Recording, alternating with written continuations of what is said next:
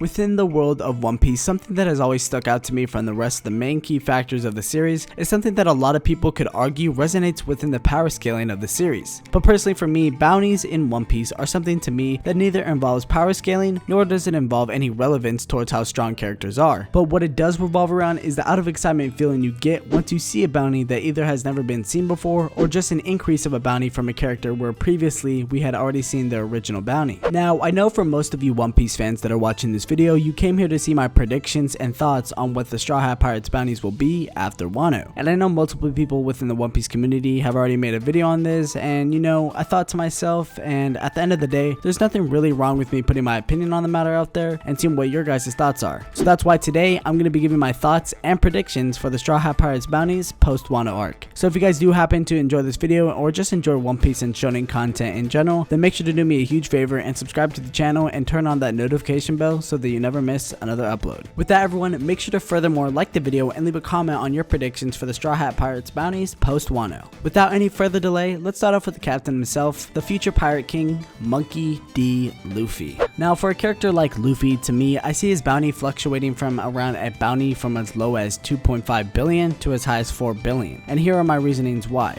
But to be exact, around a solid 3.5 billion just off the top of things. First things first, hypothetically speaking, if both Yonkos of this arc are to be taken down within the land of Onigashima, then my reasonings for a 4 billion belly bounty doesn't necessarily stand so low. If you think about the actions that took place during Whole Cake Island, where Luffy's approach into Totland led to his actions with his fight with Cracker, to his ambitions during the Tea Party, following his fight with Katakuri, and even managing to escape a Yonko's territory. If you look at the full swing of things and the actions that took place during Whole Cake Island, his bounty increase of 1 billion doesn't even seem that unrealistic. If anything, it seems a lot more realistic than some of his previous bounty increases. Looking into the perspective of things currently as of chapter 990 within the manga and the war that is taking place on the island of Onigashima, it really just all depends on a hard matchup that Luffy will get to really increase his bounty. But you also have to look at the unlikely factors. If that for some reason Luffy is able to take down both Yonkos, of course along with the help of his allies, then does it really seem unlikely for Luffy's bounty to be able to increase to such an incredible number of 4 billion? But on the other swing of things, being able to escape with his objective at least semi-complete, I can see the bounty of Luffy being around just higher over Blackbeard's current bounty of 2.2 billion. Moving along to the swordsman of the Straw Hat Pirates, we have Roronoa Zoro. Now, I know at least half of you watching this video will probably disagree with my opinion on the matter, but in due recent times of just connecting the dots and just having faith in what the true potential of Roronoa Zoro really is, I believe that Zoro's bounty could be around the 1.5 billion to potentially pushing around the low 2.1 billion mark. And once again, to be exact, probably around the 1.8 billion mark. Within this arc currently, I don't typically like to call it Zoro's arc, but within myself deep down inside, I do believe that in Wano we will see Zoro truly shine as the swordsman he is. What I mean by this is that I think Zoro will kill Kaido. There have been plenty of long topic videos that float around the community on why Zoro will kill Kaido, and to my personal opinion, I completely agree with the movement. I understand for the most part it always comes down to Luffy always having to fight the main antagonist of the arc, but necessarily speaking, that doesn't always have to be the case when it comes to war. In war, anything can happen. It's almost something that doesn't have to be left out that Luffy can't fight Kaido, but I just believe that most definitely the final blow on Kaido will be from Zoro, and that will result in why Zoro's bounty will increase to such a high number. To a degree, if Zoro doesn't kill Kaido, then well, I do still believe that his actions in Wano will still shine to like some degree, but depending on the circumstances, I think pushing the billion range isn't impossible for Zoro. Now for more or less one of the more easier Straw Hats in my opinions to predict the bounty of is Nami. I guess in my eyes, Nami is a character I don't really see to be getting any crazy bounty increase. Of course, if Nami is able to obtain Zeus and Prometheus permanently, something like that would be actually crazy and to me would play a huge part in her bounty increase. Nami's current bounty is sitting at 66 million, and for her bounty to increase over just 100 million would honestly sit fine with me. The only close resemblance of an exact number would be something around 116 million, just to co-reside with her first initial bounty in the series. Other than that, anything higher in my eyes would actually be really shocking. If Nami, so to say, along with Carrot, Franky, and potentially Brook, and I don't know, maybe Robin and Jinbe were thrown into the mix of fighting Big Mom, that itself would potentially lead to a higher bounty increase in my eyes for Nami, but to me, it's very unlikely, but who knows, it's war, anything can happen. It all just depends mainly on how her matchups will turn out in Wano. Moving along to the sniper of the Straw Hat Pirates, we have the man, the myth, the legend, God Usopp.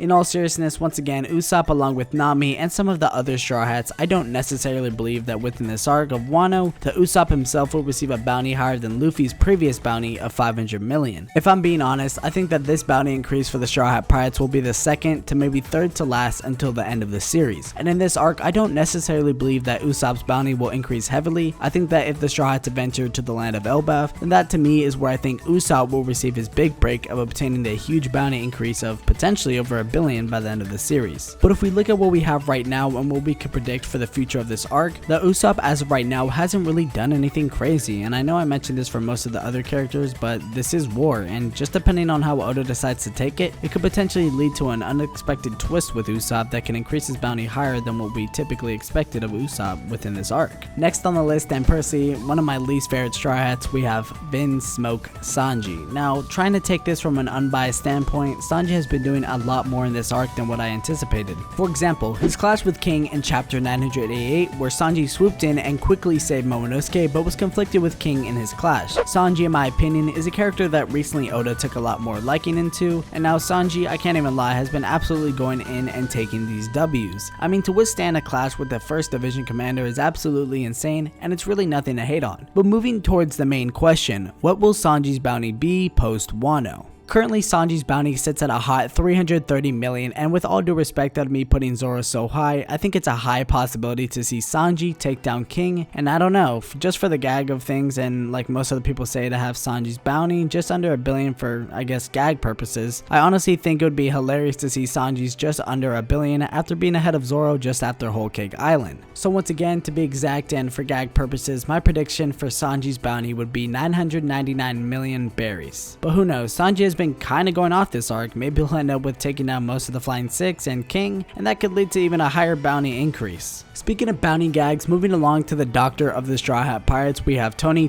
Chopper. This shouldn't be a surprise to most people, but realistically, unless Chopper does something remotely relevant in front of the world government, I don't think his bounty will really increase high at all. And I would be generic with this answer, and I guess I'm going to be, but I just think it will be another 50 berry bounty increase. Nothing really special, honestly, not saying Chopper can't do anything impactful throughout this arc, I just think it's part of Oda's gag, and that much I can respect. Although by the end of the series, we might see a huge bounty increase for Chopper, just to let you know the end of the gag and catch most of us readers by surprise. But on the occasion of Chopper actually getting a serious bounty within this arc, then honestly, I wouldn't be able to give you a really good answer. It all just depends on how Oda wants to take it, but for the majority, I think it will remain as a gag, so that most I see his bounty going up to probably between 150 and 1000 berries. Now, segueing into my favorite Straw Hat, the archaeologist of the Straw Hat Pirates, Nico Robin. So personally, I see Robin's bounty as the most deceiving one to actually predict. In my eyes, I see Robin as one of the most important Straw Hat members because without her, it would be nearly impossible to reach the One Piece. So as of recently within chapter 989, with obviously both Jinbe and Robin basically using Big Mom as a bowling alley, it's been kind of hard to predict Robin's Wano matchup because besides that, it's been hard to see Robin shine, and potentially, once she gets somewhat of a good fight, that I could see it possible for not only her bounty to increase over just general knowledge of Ohara, but if she is able to get a decent fight, maybe with some of the Tobiropo, and maybe if she even gets a few hits on Big Mom, then I could see it possible for Robin's bounty to have a dramatic increase of as low as 300 million to as high as of a billion berry bounty. It's all just my opinion, but Robin is a character that I truly do believe makes sense to have that high of a bounty just mainly based on her general role. This next one is an interesting one as of lately, and I mean, it could have all just been for a gag, but at the same time, no one can deny the absolute monster that is the shipwright of the Straw Hat Pirates, Franky. Franky as of recently has been a character I set my eyes on due to recent events, and I know that as of right now, his actions with Big Mom have been a little overwhelming. As for Franky's bounty, just like most of the crew and the presentable matchups in Wano, it just really all depends on the matching that is provided for Franky. I mean, if Franky can outdo Big Mom in more terms like he did in chapter 989 with his bike, then I honestly don't know what Franky's bounty would actually come out to, probably around the range between 300 million to as high as 500 million berries. More towards his role on the crew, Franky as a whole is generally a Straw Hat worth watching out for when it comes to surprises, especially after what happened with Big Mom. All in all, Franky and his bounty is still something that might catch myself by surprise. Moving towards the musician of the crew, and personally one of my favorite Straw Hats, we have the Soul King himself, Brook. Now for Brook's role in Wano, to me, it isn't something so interesting so to say. Brook has made some remarkable takes in Whole Cake Island now, and is now a two-time champion of being able to escape from a Yonko like Big Mom just after the act with Franky. Brook's current bounty is sitting at a strong 83 million berries, and I do have to say, if Brook has to to fight someone, if not multiple of the Flying Six members, that it is very likely for his bounty to make a large increase to around, I think, 200 million to as high as 400 million. The only reasoning for that being is that because I think it will leave room for some of the other Straw Hats to grow to a higher potential and leave room for Brook to later on down the line receive a higher bounty increase towards the end of the series. If not, vice versa, because there is this theory that I believe may be a possibility of Brook dying.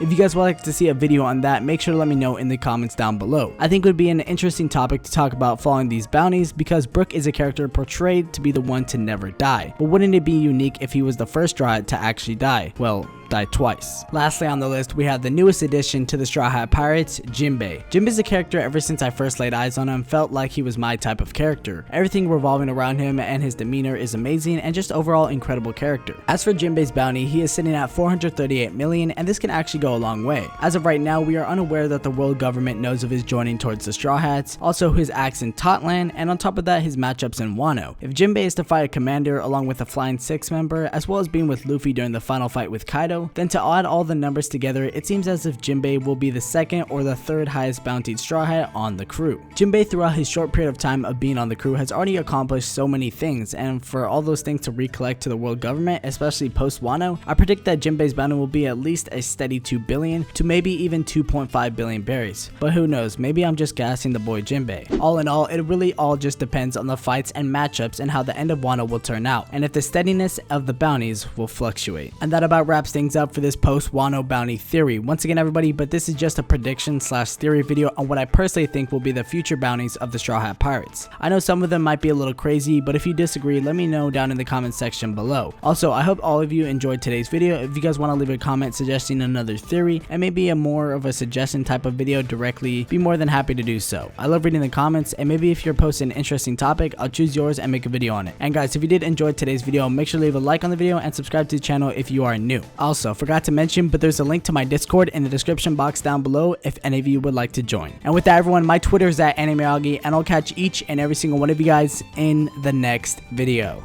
Peace.